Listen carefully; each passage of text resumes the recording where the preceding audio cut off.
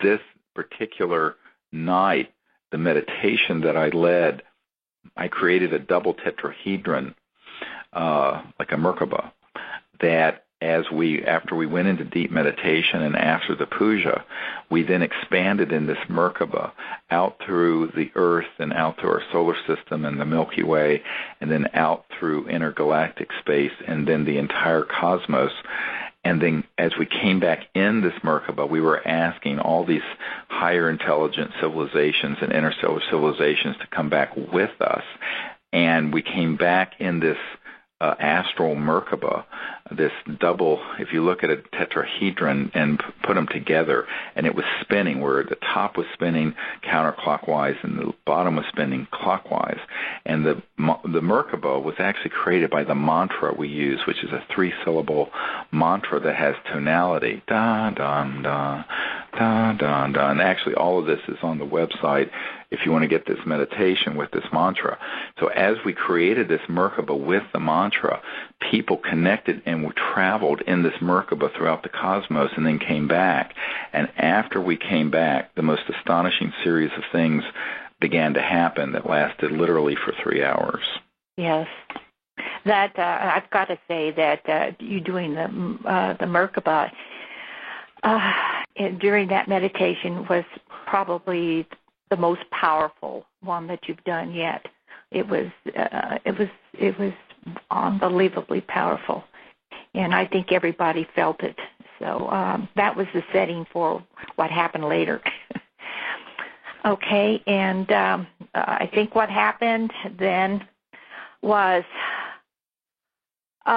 we began seeing, or Stephen and another fellow began seeing lights over the Gulf and over some mangroves that were in the distance, and they were seeing a lot of lights through their night scopes.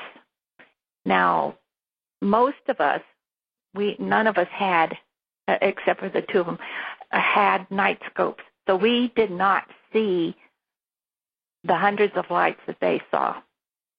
But I saw quite a few out in the sky and out over the mangroves.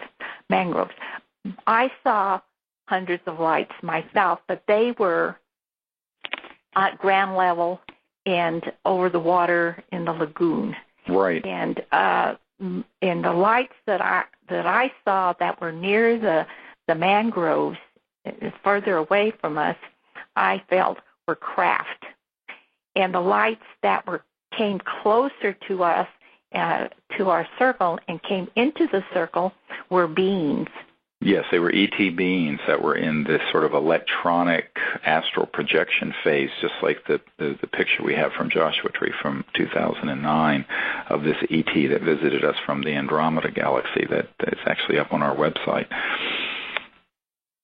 So, I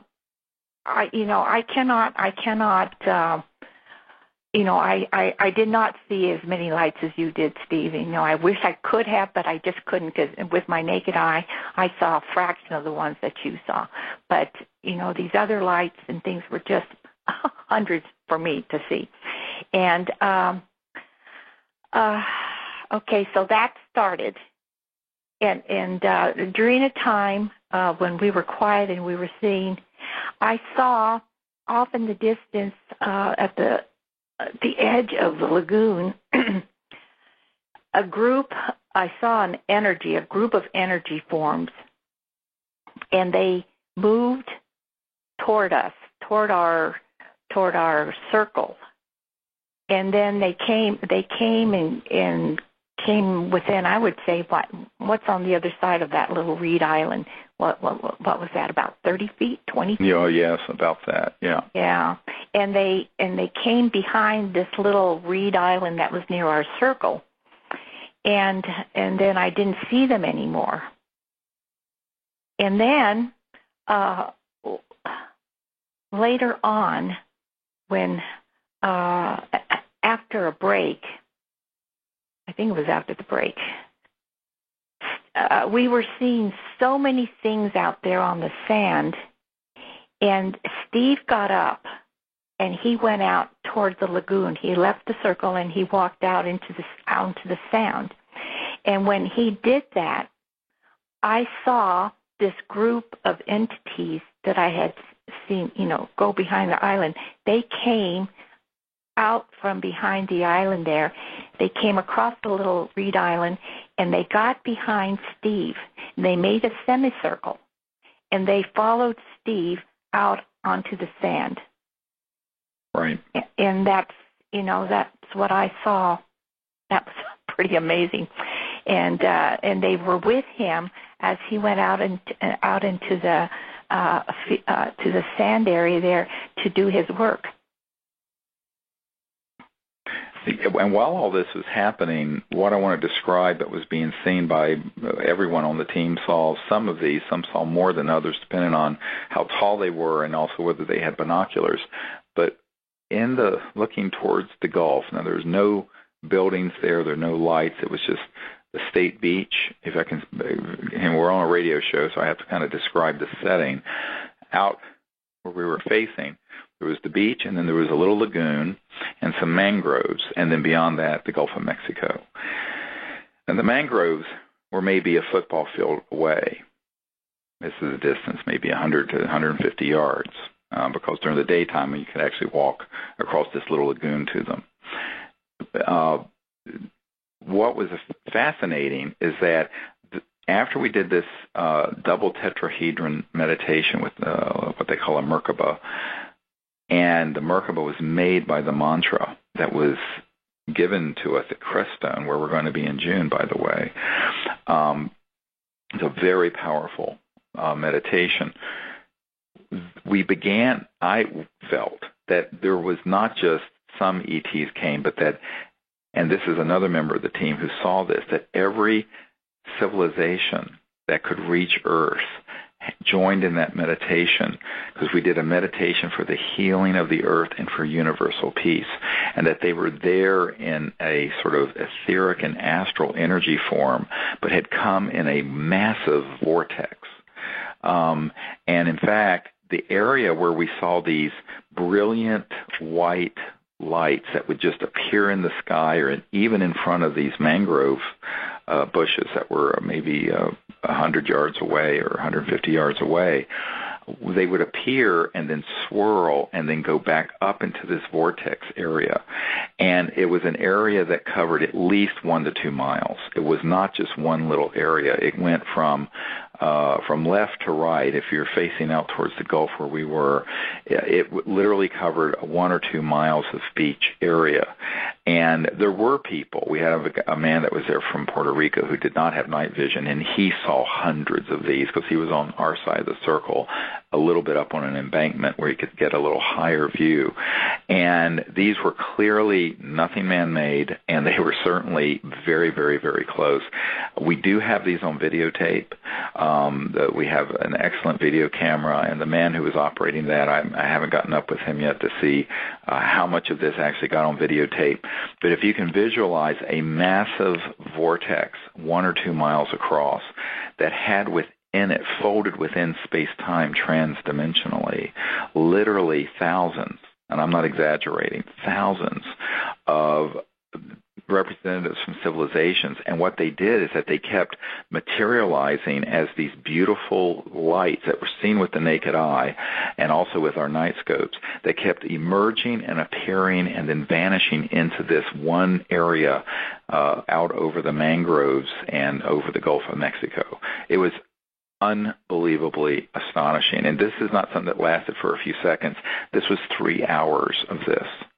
And so over the course of that time, I saw somewhere on the order of several hundred of them. And some people saw fewer who didn't have any binoculars or night scopes, and some people saw something in between, depending on where you were looking, because it was such a large area to see over. And we also had still photography that caught some very interesting objects as well during this time.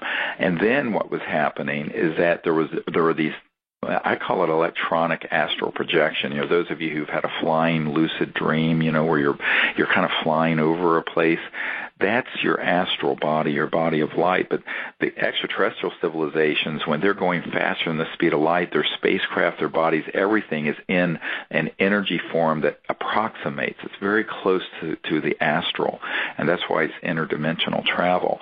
But they can actually then be in that form, and instead of fully materializing in the flesh, they can appear on the beach with us as these scintillating lit forms. But it isn't just like a sparkle of light or an orb. You actually see a vertical area where a being is. And I saw many of them that were on the beach, and so did other people on the team. And I think that's what you're describing, Trudy. You actually saw these beings that were extraterrestrial, and they were there. Of course, a lot of people say, why don't they just fully materialize? And I said, well, when you hear what happened the next night, you'll understand why. But we'll get to that in a moment.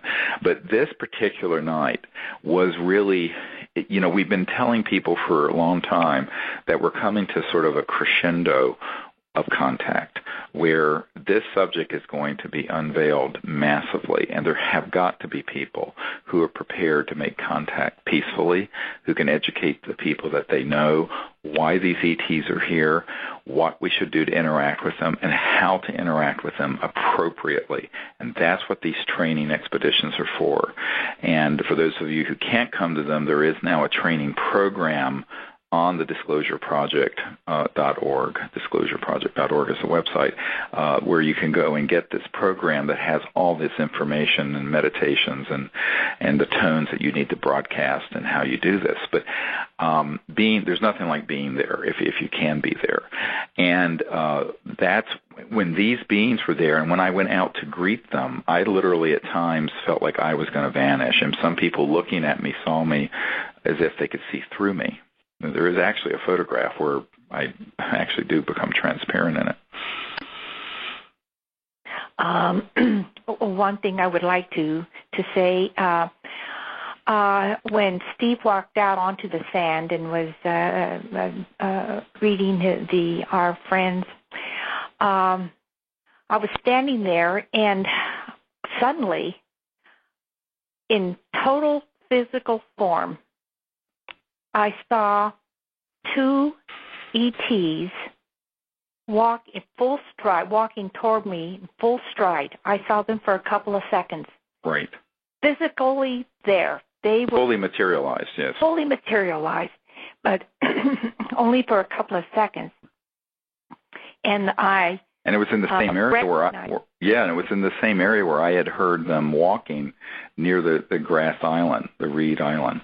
But I recognized the two people, two tall men, humanoid, male, about between 6 and 7 feet tall.